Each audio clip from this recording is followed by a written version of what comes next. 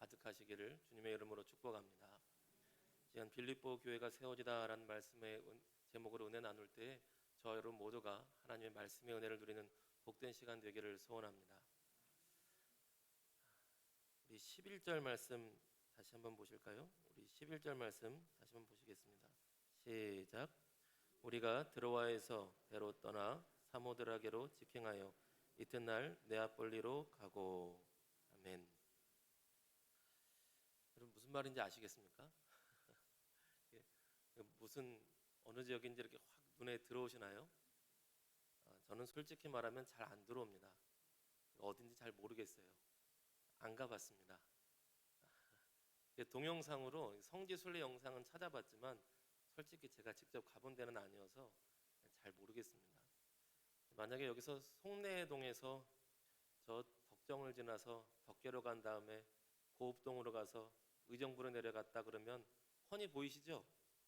네, 거기서 올라올 때는 길이 막혀서 포천으로 돌아서 올라왔다. 그래도 다 이해가 되시죠? 그런데 네아폴리는 어딘지 드로아는 어딘지 잘 모르겠습니다. 이렇게 잘 모를 때 그나마 조금 감을 잡으려면 지도를 한 번쯤 보는 게 좋기는 합니다. 그래서 저나 여러분이나 아마 대부분 못 가보셨을 텐데 한번 지도를 살짝 보면서 대충 감이라도 한번 잡아봤으면 좋겠습니다. 지도 혹시 보이실까요? 지도에 이렇게 맨 밑에 여러분 보시기에 오른쪽 맨 밑에 조그맣게 아메바 같이 있는 데가 이제 예루살렘이라고 점이 있습니다. 거기서 쭉 올라가면 이제 안디옥, 예, 좋습니다. 다음 사진 보여주세요. 네, 안디옥에서 바울과 바나바가 1차 선교 여행은 저 옆에 구브로라는 섬으로 갔는데 저 구브로가 바나바의 고향이에요. 1차 선교 여행은 바나바 고향으로 갔다가 이제 15장에서 예루살렘 종교회의하고 우리 옛 전도했던 형제들 돌아볼까 하다가 바나바와 바울이 싸우죠. 그래서 바나바는 마가 요한과 함께 다시금 구브로로 가고 바울은 싸웠으니까 비슷한 데로 갈 수 없잖아요. 그래서 위로 올라갑니다. 위로 쭉 올라갔다가 자기 고향 같은 다소를 지내서 더베라는 지역에 도착하는데 더베에서 자기 사랑하는 제자 디모데를 데리고 갑니다. 그리고 루스드라, 리고니온 이렇게 지났다가 다음 사진 보여주시겠어요? 어디로 갈까 하다가 이제 아시아로 갈까? 이제 소아시아 지역이죠. 에베소라는 글씨가 보이는데 아시아로 갈까 하다가 성령께서 막으셨습니다. 그래서 막으시니까 참 사도 바울이 대단한 게 바로 밑으로 내려가려다가 바로 위로 올라가요. 부르기아, 비두니아 혹은 그 옆에가 갈라디아 지역인데 그쪽으로 가려다가 하나님께서 또 막으십니다. 막으시니까 또 이번에는 남쪽도 아니고 북쪽도 아닌가? 그러면 서쪽으로. 그래서 무시아를 지나서 드로아 해변으로 갑니다. 드로아 항구 쪽으로 갔는데 여기서 마케도냐로 건너오라는 환상과 비전을 받게 되는 것이죠. 이제 거기서 하나님의 비전을 받고 바로 또 출발합니다. 사모드라게라는 지역을 지나서 네아폴리, 빌립보라는 지역으로 이렇게 들어가게 되는 것입니다. 마케도냐라고 빨간색으로 써 있는데 우리식으로 하면 경기 북부 이렇게 그게 마케도냐 경기 북부고 거기서 첫 번째 도착한 성이 네아폴리, 빌립보 이런 식으로 되는 겁니다.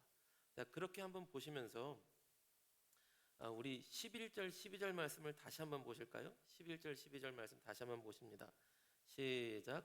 우리가 드로아에서 배로 떠나 사모드라게로 직행하여 이튿날 네아폴리로 가고 거기서 빌립보에 이르니 이는 마게도냐 지방의 첫 성이요 또 로마의 식민지라. 이 성에서 수일을 유하다가. 아멘. 이렇게 글자로 보면 금방 다닌 것 같은데요. 지도로 보니까요 한참을 다녔어요. 그것도 이쪽으로 가려다가 하나님 뜻이 아닌가? 성령께서 막으시니까 바로 반대로 가고 성령께서 막으시니까 또 바로 또 이쪽으로 움직였다가 먼 거리를 또 배를 타고 올라갑니다. 배 타고 이렇게 섬을 지나서 땅을 지나는 게 얼마나 어려운 일이에요. 지도로 보니까 정말 먼 지역, 많은 지역을 하나님의 뜻을 좇아 복음 전도하기 위해 다녔었더라고요. 굉장히 많은 지역, 먼 거리를 다녔는데 사도 바울이 왜 이렇게 다녔을까요? 속으로만 한번 대답해 보세요. 왜 이렇게 다녔을까요? 근본적인 이유는 복음 전도를 위해서죠. 복음 전도, 영혼 구원을 위해서 다니고 있습니다. 근데 복음 전도, 영혼 구원을 위해서 보내신 것을 한 걸음 그 되짚어 보면 성령님께서 보내셨죠. 그럼 사도 바울은 복음 전도를 위하는데 성령님의 인도하심을 따라가고 있습니다. 그럼 거기서 좀 더 시간을 거슬러 올라가면 무슨 일이 있었냐면, 사도 바울이 원래는 복음 전도하는 사람이 아니잖아요. 예수 믿는 사람들 핍박하던 사람이잖아요. 그러다가 부활하신 예수님을 만나고서야 사도 바울이 변화되고 그리스도의 복음의 사명을 받아 이방인의 사도로 다니고 있는 것입니다. 물론 부활하신 주님을 만난 뒤 한참 수년이 지났지만요. 그러니 이 먼 곳을 다니고 있는 이유는 주님을 만났기 때문이에요. 여러분 아시겠지만 사도 바울이 꽤 괜찮은 집안의 사람입니다. 바리새파 사람이고요. 그리고 가말리엘의 제자였는데요. 요즘식으로 하면 서울대 출신, 아니면 카이스트 출신 이렇게 말해도 부족함이 없을 겁니다. 거기다가 로마 시민권자였어요. 그냥 그대로만 살면 꽤 괜찮게 사는 사람입니다. 결코 부족함이 있을 사람이 아니에요.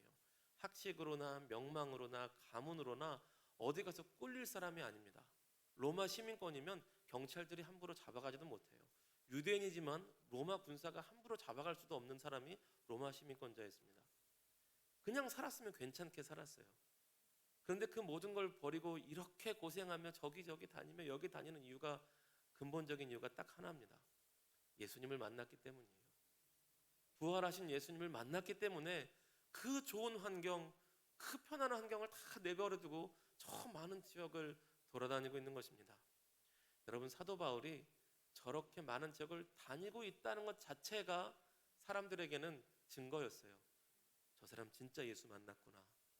저 사람 진짜 부활하신 예수님을 만났구나. 저렇게 매 맞고도, 저렇게 죽을 뻔하고도, 저렇게 욕먹으면서도 저 많은 지역을 다니는 것은 저 사람 정말 예수 만난 사람이야 라는 증거가 되었다는 것입니다.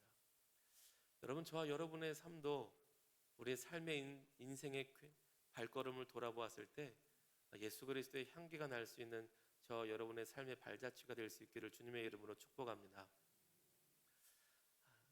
아마 사도 바울처럼 똑같이 살기는 어려울 것 같아요.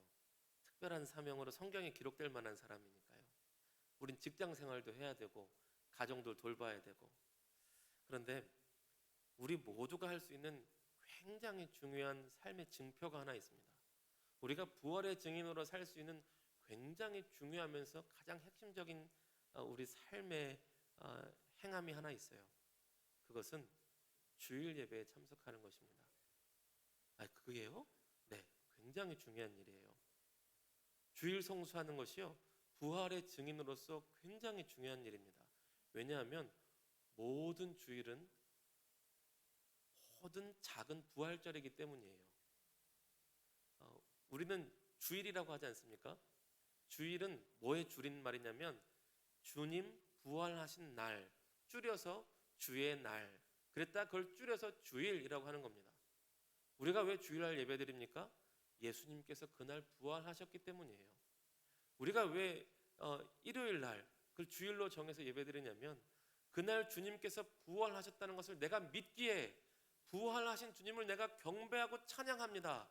그래서 많은 사람들이 누워서 자고 있는 이 시간에 나는 부활의 주님, 부활의 예수님, 지금도 살아 역사하시는 예수님을 찬양하며 경배하기 위해 이 주일날 나와 예배합니다. 이 믿음의 고백이 주일 예배에 참석하는 것입니다.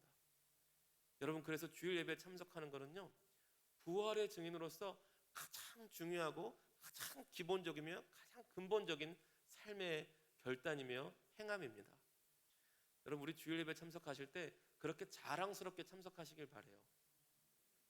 또 이렇게 너무 졸린데 졸려도 오십시오. 와서 졸아도 오세요. 그리고 잠깐 깨었을 때 당당하게 하나님 앞에 뿌듯해 하십시오. 주님, 제가 이 자리에 온 것은 저도 예수 그리스도의 부활의 증인으로서 예수님을 경배하기 위해 이 자리에 왔습니다. 친구들이 야, 우리 일요일날 놀러 가자. 안 돼, 나 예배 드려야 돼. 그 자체도 굉장히 큰 사인이 되는 것입니다. 이 좋은 날, 여러분, 우리의 삶의 발자취가 그리스도 예수의 거룩한 향기를 낼 수 있는 인생의 발자취가 되기를 다시 한번 주님의 이름으로 축복합니다. 그렇게 마케도니아의 지방의 첫 성인, 또 이 첫 성이라는 것이 첫 번째라는 뜻도 있지만 큰 성, 대표적인 성, 유명한 성이라는 뜻이 있습니다. 거기 도착했는데요, 기도할 곳을 찾으러 갑니다. 우리 13절 말씀 한번 보겠습니다. 13절 같이 읽습니다. 시작. 안식일에 우리가 기도할 곳이 있을까 하여 문 밖 강가에 나가 거기 앉아서 모인 여자들에게 말하는데. 아멘. 안식일이 되었습니다. 그래서 기도할 곳을 찾아서 강가에 나갔다고 합니다. 이게 그동안의 사도 바울의 사역하고는 뭔가 이질감이 있어요. 왜냐하면 사도 바울은 안식일이면 회당에 찾아갔습니다. 회당에 찾아가서 유대인들에게 말씀을 전하고, 유대인들은 율법을 알고 성경을 알고 모세를 알고 아브라함을 알기 때문에 구약의 선지자들이 증거한 예수 그리스도를 전하기가 아주 수월했습니다. 그런데 회당을 가지 않았대요. 안식일인데. 왜 그랬을까요? 회당이 없던 겁니다. 그 지역에는 회당이 없었던 거예요. 그럼 회당은 10명만 있어도 세울 수 있거든요. 유대인 남자 10명 있으면 회당을 세울 수가 있습니다. 그런데 유대인 남자 10명도 없을 만큼 그 지역에 하나님을 경외하는 사람들이 없었던 것입니다. 사도 바울이 익숙한 전도 방식은 회당에 찾아가서 유대인들을 전도하고, 유대인들을 전도하다가 그들과 함께 예배드리던 하나님을 경외하는 이방인들, 유대교의 율법은 지키지 않지만 하나님을 경외하기 시작하며 회당에 같이 놀러오던 이방인들에게도 전도하던 방식으로 전도를 했는데 회당이 없는 거예요. 그럼 두 손 놓고 포기하고 있느냐? 그러면 안식일이니 나 혼자서라도 기도하러 가야겠다 하고 기도할 자리를 찾아가는 겁니다. 여러분, 하나님의 인도하심이 꼭 우리가 익숙하고 우리가 잘하는 방식으로 인도하시지는 않더라고요. 우리는 그러기 싫거든요. 여기가 좋사오니 하고 싶은데 하나님께서는 꼭 우리가 원하던 방식으로만 이끄시는 것은 아닌 것 같습니다. 지금 우리 교회 학교에서 작년부터 우리 목사님과 전사님이 계획을 해서 교회 학교는 말씀 묵상 큐티라는 것을 계획하고 세미나를 하고 준비하고 올해부터 시작을 하는데요. 많은 분들이 익숙하지가 않으신 것 같아요. 그런데 오늘 말씀을 보다가 생각이 났어요. 익숙하지 않은 길로 이끌어 가시면 특별한 하나님의 은혜가 있기 때문에 우리를 이끌어 가시는 줄로 믿습니다. 우리 선생님들도 계실 텐데 힘내십시오. 선생님들을 통하여서 하나님의 특별한 말씀의 능력과 은혜가 전파될 줄로 믿습니다.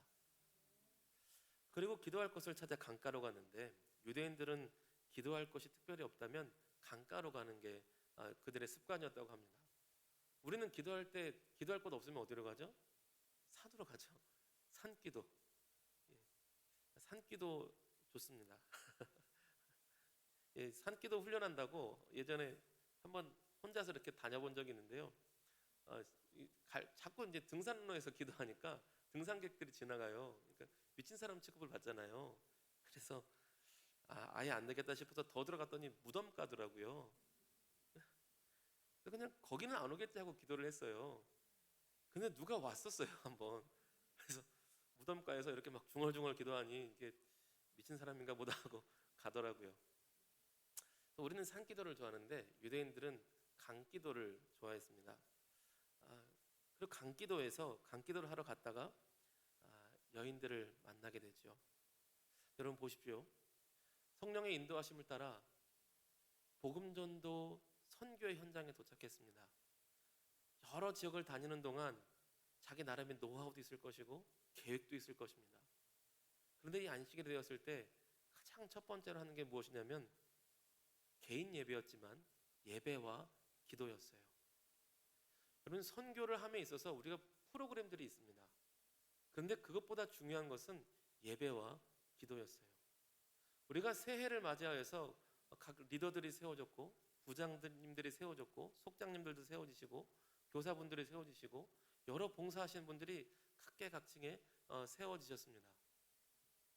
근데 여러분 꼭 기억하셔야 될 게요, 교회 일을 열심히 하시는 건 참 좋은데 우리가 우선적으로 잊지 말아야 될 것은요, 어떤 교회 봉사보다 먼저 할 것은 예배와 기도입니다. 여러분, 예배와 기도 없이, 예배자의 마음과 기도하는 무릎 없이 교회 봉사를 열심히 하신다면 여러분은 오래지 않아 지쳐 쓰러져 낭망하게 되실 겁니다. 낙심할 수 있습니다. 하나님의 생명력에서 끊어진 채 하나님의 일을 하면요, 그렇게 낙심이 클 수가 없어요. 더 크게 낙심할 수도 있습니다. 여러분, 그래서 어떠한 직분을 맡으셨든지 크든지 작든지 간에 여러분 예배를 귀히 여기시고 기도로서 준비할 수 있는 저와 여러분 모두가 되시기를 주님의 이름으로 축복합니다. 여러분, 어떤 큰 교회를 보니까요, 10,000명 넘는 교회는요, 부서끼리 경쟁도 하더라고요. 내 부서가 더 커야 되네, 내 부서가 더 잘해야 되네. 막 제가 이제 아는 친구들 부목사님들이 있을 거 아니겠습니까? 얘기를 들어보면 막 경쟁이 막 장난이 아니래요. 그래서 왜? 난 이해를 못하겠다. 우리는 그런 분들 없을 거라고 믿습니다. 여러분, 교회 안에서 부서 간에 경쟁하는 것만큼 어리석은 게 없어요.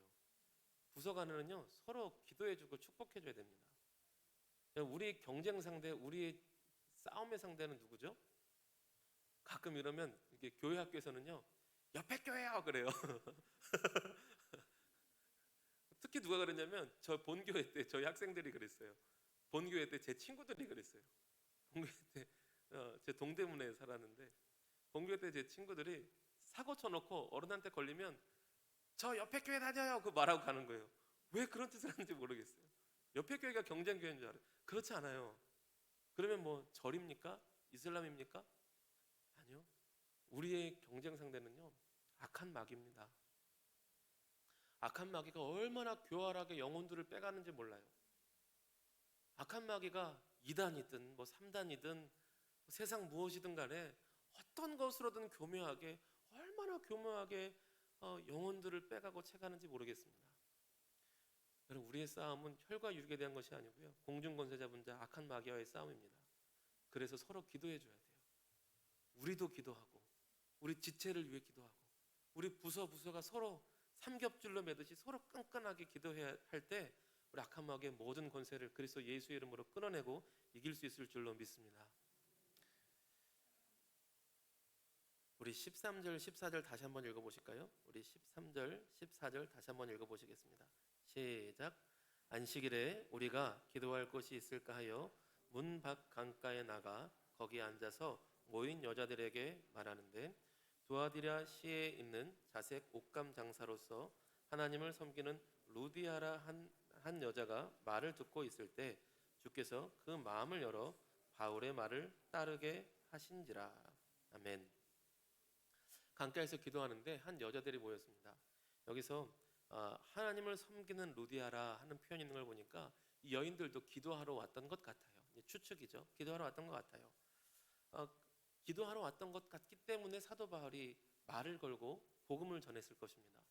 근데 사람들이, 여인들이 다 듣긴 들었는데 그 중에 특별히 루디아라는 여자가 더 관심을 갖고 더 마음을 열고 복음의 말씀을 듣는 겁니다. 근데 이 루디아라는 여자가 어떤 여자인고 하니 자색 옷감 장사라고 되어 있습니다. 자색 옷감 장사. 자색 옷감 장사 영어로 보니까요, A dealer in purple cloths라고 되어 있더라고요. 그러니까 보라색 옷을 파는 판매인이라는 뜻이죠.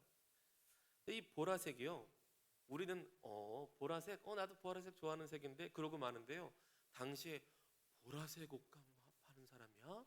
깜짝 놀랍니다. 왜 그러냐면 보라색 옷은요, 그 당시 아무나 입을 수 있는 옷이 아니었어요. 보라색은 황제의 핏줄들이 입는 옷이었습니다. 그래서 이런 말이 있어요. Born in the purple. 보라색에서 태어난 자. 그러니까 황제의 핏줄이라는 뜻이에요. 그 말 자체가. Born in the purple. 보라색에서 태어난 자. 우리식으로 하면 뭐 금수저 이상의 다이아몬드 수저, 태어날 때부터 뭐 물고 태어난, 보라색에서 태어난 자. 황제의 핏줄이라는 뜻입니다. 근데 황제의 핏줄이 입는 옷들이 그 정도 급이 돼야, 뭐 그 정도 귀족급은 돼야 입을 수 있는 것이 보라색 옷감이었는데요. 그럼 그 보라색 옷을 아무런 막 쓰는 천에다가, 걸레 조각 같은 천에다가 그 옷감을 만들었을까요? 그렇지 않죠. 비단급의 아주 좋은 옷감에게만 그 보라색 색을 입혀서 옷감을 팔았던 겁니다. 그럼 이 여인이 장사를 함에 있어서 꽤 부자였을까요? 아닐까요? 꽤 부자였던 겁니다. 우리 식으로 하면 뭐라고 할까요? 뭐 명품 그 지역 판매 총책임자? 뭐 명품 같은 거 왜 있잖아요. 저 이름들 잘 모르겠는데 무슨 통도 들어가고 이렇게 무슨 넬도 들어가고 하는 것들 있잖아요. 그 뭐 코리아 대표 무슨 그런 그 정도급 그런 여성 사업가였던 거예요. 그런데 그 여인이 두아디라에는 이제 회당이 있었기 때문에 어, 거기서 이제 하나님을 믿는 신앙을 가졌던 것 같습니다. 그리고 이제 루디아라는 이름으로, 쉽게 말하면 이게 두아디라 여자라는 뜻이에요. 루디아가 두아디라 여자, 그러니까 뭐 양주댁 이런 것처럼 청주댁 이런 것처럼 루디아가 이름이 이뻐 보이는데 두아디라 부인 이런 뜻입니다. 루디아가. 그러니까 거기서 하나님을 믿고 여기서 보면 하나님을 섬기는 루디아라 그랬는데요. 아직 유대교를 개종하지는 않았어요. 근데 회당에서 말씀을 들으면서 여호와 하나님을 섬기는 게 좋은가 보다 하고 있는 정도 수준의 사람인 겁니다. 그러다 바울을 만난 거예요. 그런데 그 바울을 만나서 말씀을 듣는 중에 무슨 일이 일어나는가? 우리 다시 한번 보시죠. 14절 말씀 다시 한번 보겠습니다. 14절 같이 읽습니다. 시작. 두아디라 시에 있는 자색 옷감 장사로서 하나님을 섬기는 루디아라 하는 한 여자가 말을 듣고 있을 때 주께서 그 마음을 열어 바울의 말을 따르게 하신지라. 아멘. 바울의 말을 듣고 있는데 하나님께서 루디아에게 어떤 역사를 주셨냐면 마음을 열어주셨어요. 마음을. 주님께서 마음을 열어주셨습니다. 이거 바울이 한 건가요? 아니에요. 하나님께서 하신 겁니다. 이 열어주시는 단어가요, 디아노이고라는 단어인데 여러 번 몇 번 이렇게 쓰이는 기록을 보니까요, 누가복음 2장에 태에서 처음 난 자라고 할 때 이 디아노이고라는 단어가 씁니다. 그러니까 태가 열린다 다는 뜻이에요. 마음이 열렸는데 이 단어가 언제 쓰냐면 태가 열린다 할 때 쓰는 단어입니다. 그러니까 마음이 열려서 새 생명을, 영적인 새 생명을 낳아주고 계시는 과정 가운데 있는 거예요. 영적인 거듭남의 생명이 지금 이루어지고 있는 것이죠. 또한 디아노이고라는 단어가 수데반이 순교할 때 하늘이 열린 것을 보노라 할 때 열렸다, 그 단어도 이 디아노이고예요.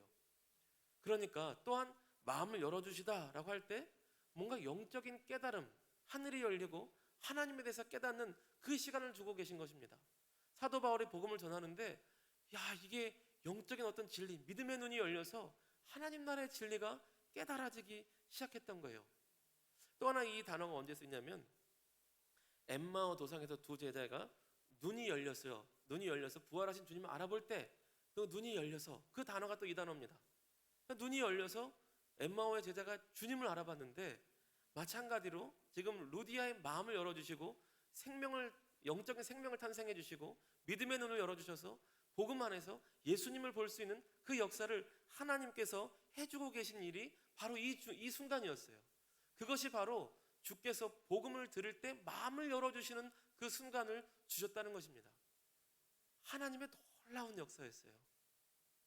여러분, 우리가 거듭나는 것은요, 전적인 하나님의 은혜인 줄로 믿습니다. 여러분, 우리가 영이 거듭나는 것, 그래서 하나님의 자녀가 되는 것, 이것은요 택함 받은 백성에게 주시는 하나님의 전적인 놀라운 크신 은혜인 줄로 믿습니다. 여러분, 우리 감리교에서는요 이런 것을 선행 은총이라고 불러요. 그러니까 내가 잘하기 전에, 내가 뭐 믿었다고 말하기 전에 내가 잘 믿은 줄 알았는데 뒤를 돌아봤더니 난 내가 잘나서 믿은 줄 알았는데 믿고 나서 눈이 열려서 보니까 내가 알지도 못할 때 하나님이 먼저 나에게 찾아오셨구나. 하나님이 먼저 찾아오셔서 나를 돌봐주시고 나를 인도하시고 마음을 열어주시고 예수님의 복음을 들을 수 있도록 나를 인도해 주셨구나. 이게 선행 은총이에요. 먼저 찾아와 주신 하나님의 은혜죠. 여러분, 복음서를 봐도요 예수님께서 먼저 막 찾아다니십니다. 여러분, 예수님께서 다른 세계 성인들과 다른 점이 무엇인 줄 아세요? 다른 세계 성인들은요 조금 유명해지면 거만하게 돌아다니지도 않아요. 자리에 딱 앉아있으면 다 옵니다. 수많은 사람들이 몰리니까요. 근데 예수님은요, 수많은 사람들이 몰렸다가도요, 오늘은 저기로 가자, 오늘은 저기로 가자. 심지어 이방 땅에도 가시고 사마리아 땅에도 가시고, 예수님이 직접 가시지 않으면 만날 수 없는 그 사람들을 향해서 예수님은 찾아가십니다. 그리고 그 예수님께서 저와 여러분의 심령 가운데도 먼저 찾아주신 줄로 믿습니다. 여러분, 하나님의 그 은혜에 감사하며 그 감격을 잃어버리지 않는 저와 여러분 되시기를 주님의 이름으로 축복합니다. 그런 질문 들 수 있죠. 아, 하나님께서 다 하시는구나. 그럼 우리는 아무것도 할 필요가 없겠네. 이런 생각이 들 수도 있습니다. 그런데 보시면 누구를 통해서 복음을 듣게 하시고 누구를 통해서 마음이 열리는 그 역사를 이루셨죠? 바울을 통해서. 하나님이 하실 수 있는데, 하나님이 다 하시는데 굳이 바울을 인도하셔서 배 타고 힘들게 오게 만드셔가지고 강가에서 기도할 곳도 없어서 강가에 가서 기도하다가 만나게 하셔서 복음을 전하게 하는 그 수고 가운데 바울이 복음을 전함으로 하나님께서 역사하여 주셨습니다. 하나님께서 다 하실 수 있는데요, 참 감사하게도 저와 여러분을 하나님의 동역자로 삼아주셨습니다. 하나님의 파트너로 삼아주셨습니다. 우리는 아무것도 아니고 주님의 신발끈을 풀 자격조차 안 되지만 우리에게 하나님의 일을 맡겨주시고, 얼마나 영광입니까? 우리에게 하나님 나라의 일을 맡겨주셨어요. 우리에게 교회의 일은 주님의 몸된 교회 일 아니겠습니까? 주님의 몸된 교회의 일은 하나님 나라의 일이잖아요. 이 귀한 일을 우리가 아니어도 하나님 천지를 창조하시고 다 하실 수 있는데 우리에게 그 영광스러운 일을 하나하나 맡겨주셨다는 것입니다. 그리고 우리를 통하여서 생명이 흘러가게 하시고 하나님의 은혜가 흘러가게 하여 주셨습니다. 하나님께서 저와 여러분을 은혜의 통로, 축복의 통로로 삼아주신 줄로 믿습니다. 우리 마지막으로 15절 말씀 보겠습니다. 15절 같이 읽습니다. 그와 그 집이 다 세례를 받고 우리에게 청하여 이르되 만일 나를 주 믿는 자로 알거든 내 집에 들어와 유하라 하고 강권하여 머물게 하니라. 아멘. 루디아의 집이 아마 좀 많이 컸을 겁니다. 많이 컸을 거기 때문에 사도 바울이 일행을 초대합니다. 그리고 그 집이 다 세례를 받습니다. 그리고 앞으로 어디서 기도하고 예배드렸을까요? 루디아의 집에서 기도하고 예배를 드리며 말씀을 전하게 됩니다. 그 얘기는 이 빌립보 지역의 교회가 바로 루디아의 집이 된 것입니다. 하나님께서 이 놀라운 역사를 통하여서 빌립보 교회를 세우시는 거예요. 간절히 소원하기는 이 가정이 교회가 된 것처럼 우리 교회가 좀 가정 같고 또한 가정이 교회 같기를 주님의 이름으로 축복합니다. 속회가 또한 가정 같고 선교회가 가정 같고 또한 가정이 교회처럼 하나님의 은혜가 넘치는 여러분, 저와 여러분 모두의 삶의 여정이 되시기를 다시 한번 주님의 이름으로 축복합니다. 기도하겠습니다. 좋으신 하나님, 언제나 우리와 함께해 주심을 감사합니다. 하나님, 오직 하나님의 크신 은혜로 우리가 구원을 받았습니다. 하나님께서 우리의 마음을 열어주시고 우리의 생명을, 우리의 영혼을 새롭게 태어나게 하시고 우리의 믿음의 눈을 열어 하나님 나라를 보게 하여 주셨습니다. 아버지, 더 나아가 구원받은 것도 감사한데 영광의 직분들을 우리에게 맡겨주셨습니다. 아버지여, 부족하지만 최선을 다해 충성을 다하겠습니다. 아버지여, 기도하며 하나님 앞에 섬기겠습니다.